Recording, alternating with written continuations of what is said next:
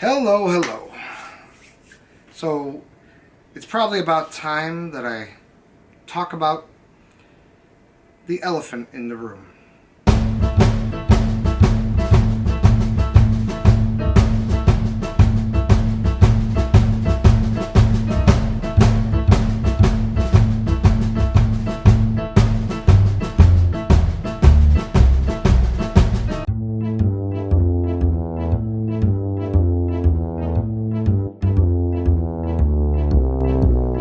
What's with all the pink elephants, you might ask?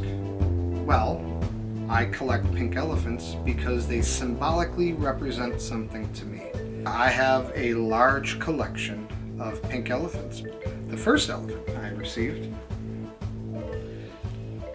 was this one. So I had always been saying that I'm the keeper of the pink elephant, that I bring delusion without drugs.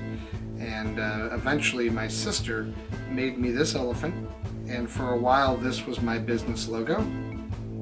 I used this kind of shape, and now I've streamlined it a little bit more, but this was my business logo to represent delusion. And what a magician offers is an escape out of reality. You know, to me, every pink elephant here, these are all one pink elephant. It's all different forms of pinky, is the way I look at it. That it's all just the different shapes that pinky takes, the different personalities, that it's really just one elephant. It's not a bunch of little tiny elephants. I didn't name them anything different. This is pinky, this is pinky, this is pinky, and so on. You know, they're all, pinky. So the pink elephant historically has represented drunkenness and delusion. If people were drinking, they would either see snakes or blue monkeys or red giraffes or pink elephants. And for some reason, the term pink elephant stuck on.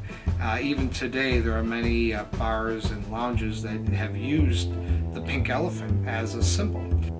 You might even recall in the movie Dumbo that the clowns knocked over their champagne after their celebration of how good the show was. Dumbo drank the water and went on an acid trip that no champagne should ever cause. Woke up in a tree realizing that he could fly. Disney in the end was teaching people to experiment with drugs to unlock their hidden talents. Maybe not the best message for children, but the pink elephant for me represents delusion without alcohol.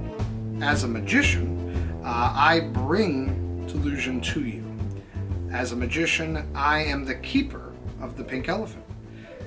You can find another way to those states of mind, and I've seen it time and time again where people try to reach enlightenment and these euphoric states of mind.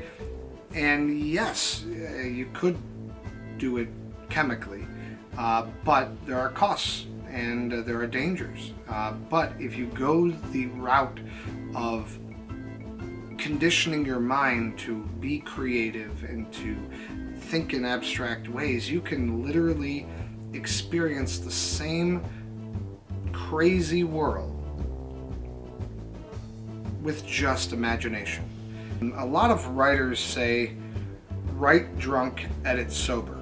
And maybe drinking is a big problem with a lot of classic writers, but what I would take from that is be crazy and edit sane. Experiment and play in a child's mind, in a state of mind like a child where you're just creative and play, and then be the adult and edit later. I look at magic as surrealist performance art. We're not trying to sell you anything. Salvador Dali never wanted you to believe there was a melting clock in the middle of the desert. He just wanted you to experience it. He even said that when it comes to drinking and drugs, I don't do drugs, I am drugs. he was understanding that that same crazy, safe way to experience madness, that state of mind, can be achieved through art. So, for me, the pink elephant represents this path of delusion. As a magician, I give them these experiences. There's also many other little things I love about elephants themselves, the type of creatures they are and how they live, and also the symbolism of something that's big and strong and massive being pink and embracing this other element of emotion and sensitivity that is, to me, about balance. Everything that I do is about balance. I even believe that the art of magic is about balance. That it'll lift you up and make you happy, or it'll bring you down and upset you. I have this way of romanticizing almost anything. Even if it doesn't have this inherent symbolism in it, I will make it up and I'll find a way to create meaning in it. I think that's kind of part of my job as an artist. All the choices I make artistically, I make for a reason. There's a reason I shave my head, reason I cut my beard this way, the reason I wear the color black. There's a reason I carry the 8-ball, there's a reason I use a deck of cards, there's a reason that I use coins, there's a reason I use a Rubik's Cube. Everything has a symbolic meaning to me. So we're just going to talk about the pink elephant one for now. We're going to touch on all of those just to kind of inspire you to have reasons for your own choices. You know, have secret symbolisms for your art. Now, it is very important that you don't tell people about these things. I'm telling you so that you can be inspired as another artist, but you don't need to make these really heavy. You don't need to. These are all what I would call subtext. It's very important that you know you don't have to make these overt. These symbolisms, the true magic of the symbol is that it gets people to unconsciously think about these things. You don't really want to tell them too much about what you're doing. I don't tell people the 8-ball represents my father. I'm telling you because you are going to look at your art and you're going to look at your life and realize that you can have these symbols in it and you will magically change your point of view, change your mind. If you want anything in your life to change, just change the symbols around you. If you want to change your mind, change the channel. If you want to change how you live, change your language. Everything is connected, and what you surround yourself with will put you in the right state of mind or the wrong state of mind. You know, whether or not you know it, you are magically affecting your conscious state. You are symbolically altering what you believe is true by what you surround yourself with. If you surround yourself with positive things, your life will be more positive. If you surround yourself with negative things, it'll be more negative. It's not supernatural. It's not anything more than your mind is triggered and influenced unconsciously by everything around you. So, Grandma was right. You are what you eat. Garbage in, garbage out. You want to make sure you choose what's in your life wisely. So everything that I choose to have around me are things that inspire me further down the path of magic. And I hope you can do the same. The tip of the day is to have a reason for everything. Have a reason for your deck of cards, your coins, make up a reason. Your reason and my reason should not be the same. If you didn't go through what I went through, so there was no way your symbolism is going to be the same as mine. one of the cool things I do is I spend time with my props. I spend time with a coin, and I anchor into it stories of my childhood and stories of my past that I can recall. I would make up pictures and stories that I would attribute to scars and scratches on the coins. Now, what is this doing? Well, this is programming your own mind to have a relationship with these props.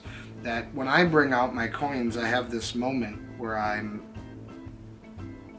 enchanted by the memory of these tools and where they have taken me, and that I've gotten to travel the world and perform for everybody, and give people these moments with these coins.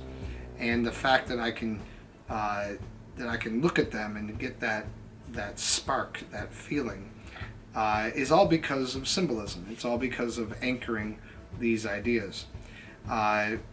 So ask yourself, what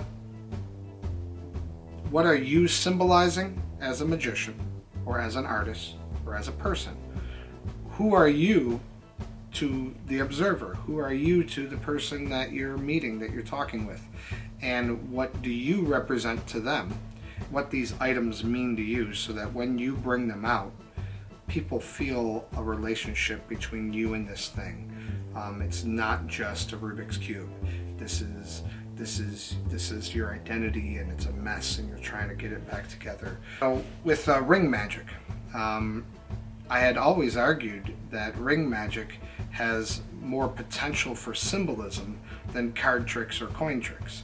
Cards will represent games and magic and maybe readings and seeing the future, mentalism, but really it represents those type of playful things. When I use a deck of cards, to me it's all about puzzles and games. With coins, it's either money or power, or value, to produce and make money. That's the symbolism there.